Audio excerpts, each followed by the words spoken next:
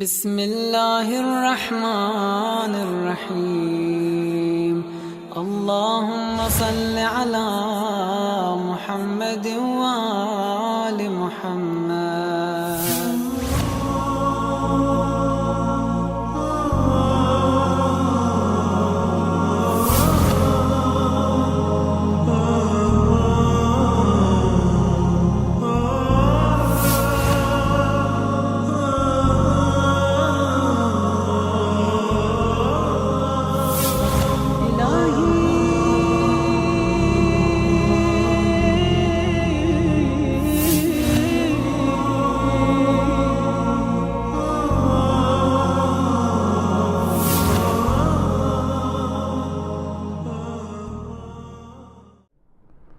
أعوذ بالله السميع العليم من الشيطان اللعين الرجيم. بسم الله الرحمن الرحيم. الحمد لله رب العالمين بارئ الخلائق أجمعين باعث الأنبياء والمرسلين، ثم الصلاة والسلام على أشرف المرسلين حبيبي وحبيب إله العالمين أبي القاسم المصطفى محمد وعلى آل بيته الطيبين الطاهرين وصحبه المنتجبين. Mes chers frères et sœurs, assalamu alaikum wa rahmatullahi ta'ala wa barakatuh.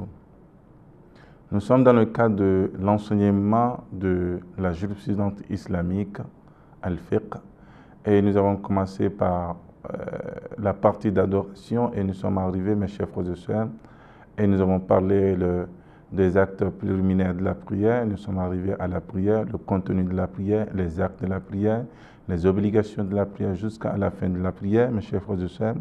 Et nous étions arrivés, mes chers frères et sœurs, à des points intéressants parlant la prière du voyageur, etc.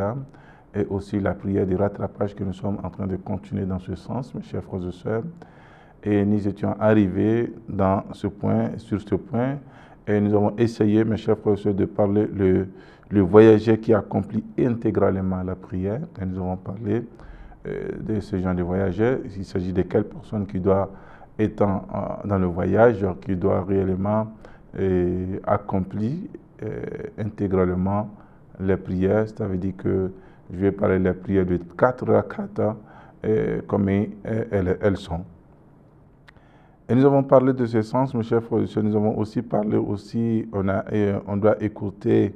a écouté la prière et sans être en voyage. Celui qui écoute la prière sans être en voyage, nous avons dit que sa prière est nulle et ça n'a pas de sens, qu'il doit réellement revenir sur la prière.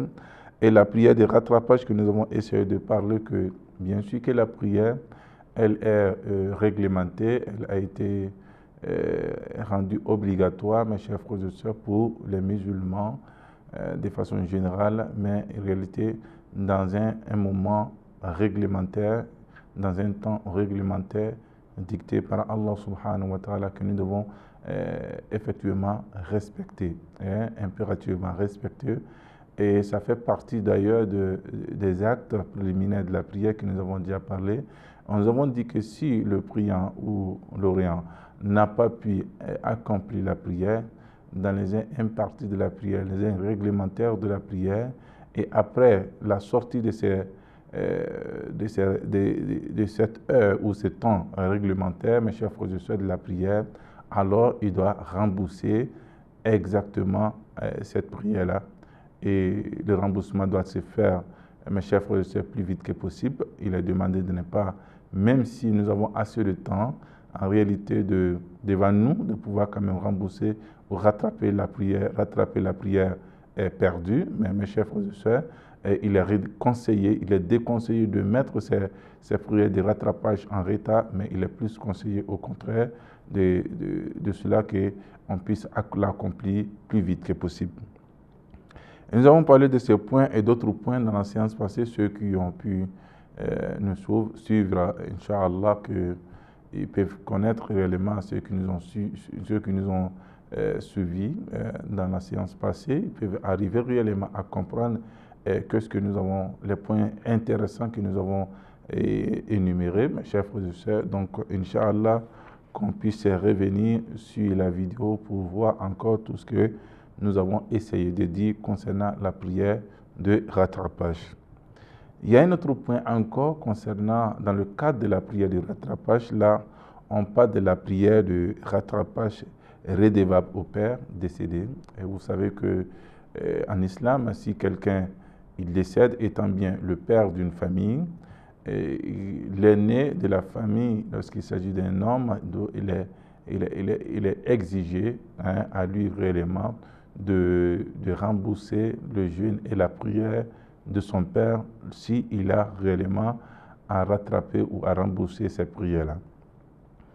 Et c'est pour cette raison, mes chers frères et sœurs, étant bien un être vivant, personne ne peut faire la prière à votre place, personne ne peut faire le jeûne à votre place, ni les actes d'adoration à votre place. C'est pour cette raison, les adorations obligatoires, mais quelqu'un peut essayer de prier à votre place, c'est-à-dire que faire des doigts pour vous, substituant pour vous, cela peut être possible, mais dans le cas de l'adoration que nous sommes en train de dire, que la prière, le jeûne, la zakat, etc., personne n'a cette capacité de faire ces prières, d'accomplir ces prières à votre place. Donc, mes chers frères et sœurs, cela n'est pas possible lorsque vous êtes en vie. Et il y a aussi même les prières de rattrapage, cela n'est pas possible. Donc, mes chers frères et sœurs, il est dans l'obligation du fils aîné. Lorsque ce père décède, quitte ce monde, il a de l'obligation du fils. C'est une obligation du fils aîné de rattraper la prière et les jeûnes manqués du père après sa mort par précaution facultative. Et ceux de la mère, pas seulement le père, aussi ceux de la mère par précaution facultative. Donc nous avons essayé la précaution impérative, obligatoire et la précaution facultative. Là, on parle des fatwas de certains mariages, ce n'est pas tous les mariages qui sont unanimes là-dessus. Et vous avez aussi, mes chers frères, c'est la différentes dispositions relatives au fils aîné en rapport à la prière de rattrapage redevable au père. Il y a des dispositions qu'il doit faire, il doit prendre. Il sait que le père est redevable de quelques prières dont il connaît aussi le nombre exact, il est tenu de l'accomplir. S'il connaît le nombre exact que le père, durant sa vie, qu'il était en vie, il avait écrit, il avait mentionné quelque part, s'il est au courant du nombre de la prière, il doit l'accomplir exactement. S'il ne connaît pas alors le nombre, le minimum qu'il accomplira suffira, mes chers frères et sœurs, pour rembourser la prière. Il y a aussi, il ne sait pas si son père les avait accomplis lui-même ou pas. Ça veut dire qu'il avait des prières redevables, il avait des prières à rattraper. Il ne sait pas exactement si le père s'est acquitté de ses prières ou pas. Il est tenu par précaution obligatoire de les accomplir, puisqu'il ne sait pas. S'il les accomplit alors que le père avait déjà essayé de s'acquitter de ses prières, mes chers frères et sœurs, cela ne pose pas de problème. Mais lorsqu'il se trouve que le père ne s'est pas acquitté de cette prière, mes chers frères et sœurs, cela peut poser des problèmes. Inch'Allah, que le Seigneur nous donne une bonne compréhension.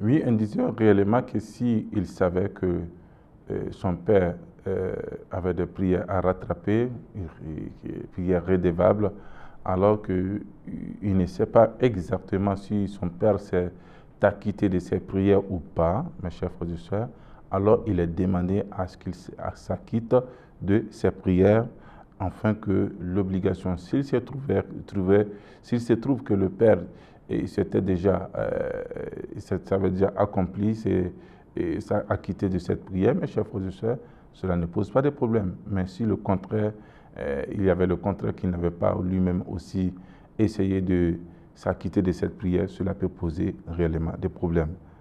Donc, mes chers frères et sœurs, il y a aussi, il sait que son père, celui-là qui doit rembourser la prière, son père est redevable, il sait qu'il n'est redevable d'aucune prière, il n'est pas redevable de rien. S'il sait réellement que son père n'est pas redevable à aucune prière, il ne doit pas rattraper aucune prière, on ne doit pas rattraper à la place de son père aucune prière, alors il n'y a pas de prière, mon cher frère et soeur, à rattraper.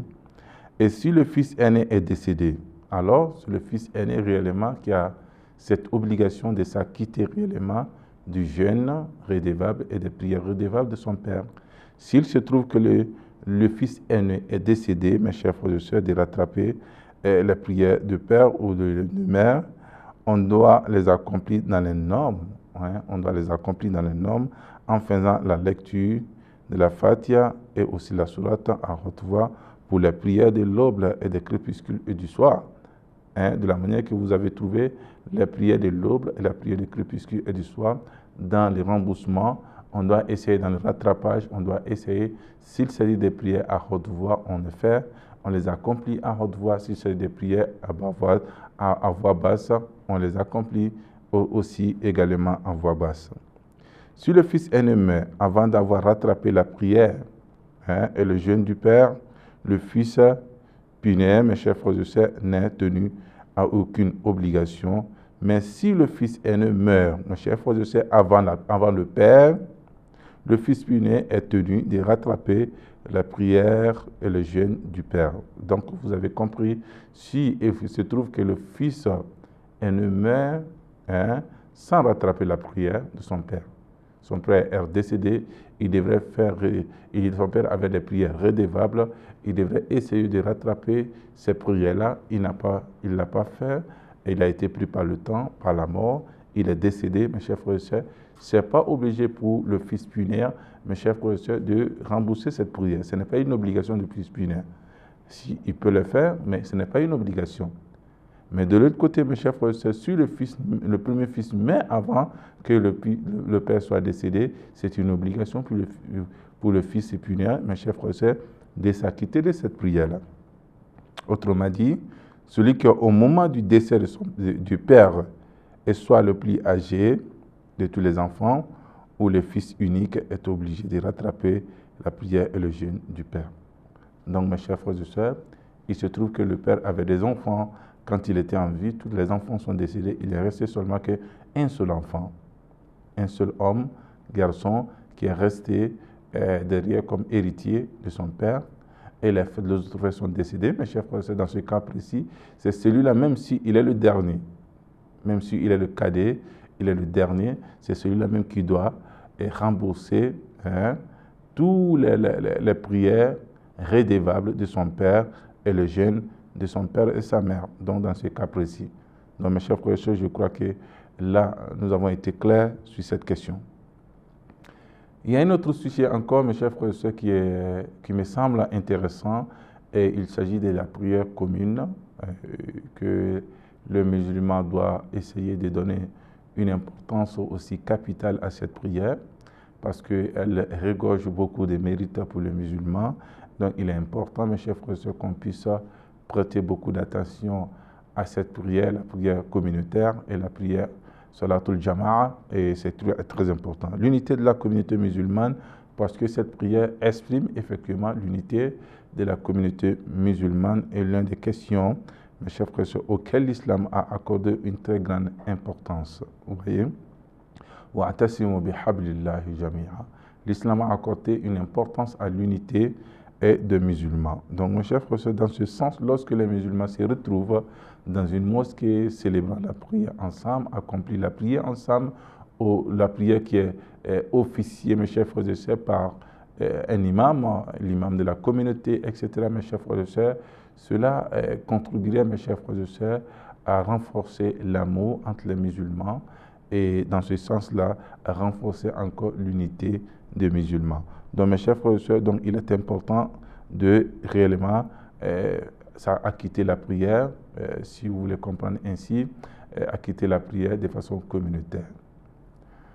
Donc, mes chers frères et sœurs, dans ce sens-là, il est important que nous puissions aussi réellement vous parler que pourtant il est préconisé un certain nombre, mes chers frères et sœurs, des programmes qui visent spécialement à sauvegarder aussi, bien qu'à pérenniser cette unité, à pérenniser cette unité, cela est demandé.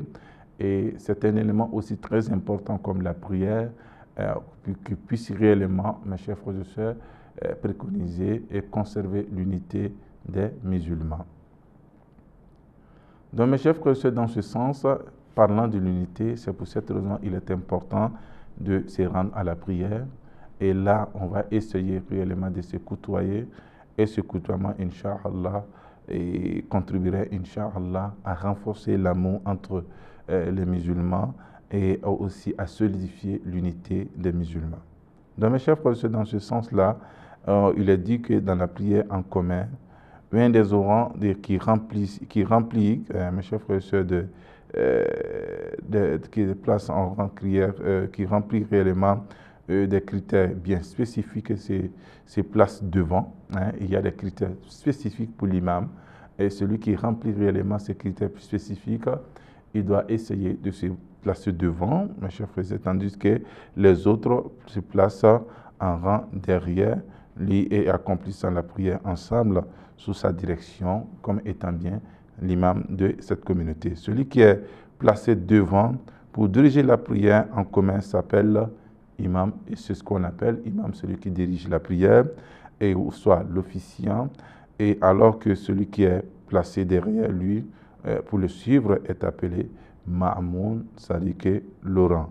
Mes chers frères et sœurs, dans ce sens-là, Inch'Allah, et nous allons essayer de vous parler dans la séance prochaine concernant l'avantage de la prière en commun, et nous allons essayer de parler de ces points, aussi parler aussi les conditions de celui qui doit diriger la prière, officier la prière.